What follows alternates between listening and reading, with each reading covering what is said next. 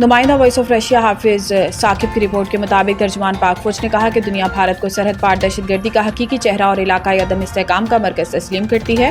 پاک فوج کے شعبہ تعلقات عامہ کی جانب سے بھارتی متنازعہ فوجی بیانات پر شدید رد عمل سامنے آیا ہے، جس میں کہا گیا ہے کہ مارکہ حق کو 5 ماہ گزر جانے کے باوجود بھارت میں اسمبلی انتخابی مہم کے پس منظر میں بھارتی فوجی قیادت وہی روایتی من گھڑت اور اشتعال انگیز پروپیگنڈوں کو دہرا رہی ہے جنہیں وہ ہر ریاستی انتخاب سے قبل دہرانا شروع کر دیتی ہے۔ ISPR کے مطابق ایک ایٹمی قوت کی فوجی قیادت کا سیاسی دباؤ میں آ کر غیر ذمہ دارانہ بیانات جاری کرنا نہایت افسوسناک امر ہے۔ ان بیانات نے بھارتی عوام اور بین الاقوامی برادری کے سامنے بھارتی عسکری مشین کا مزاح کا نشان بنایا ہے۔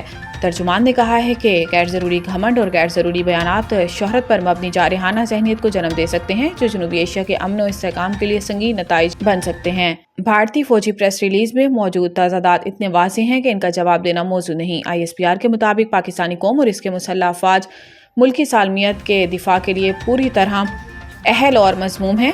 کسی بھی جارحیت کا جواب تیز، فیصلہ کن اور شدید انداز میں دیا جائے گا جو آئندہ نسلوں کے لیے یادگار ہوگا۔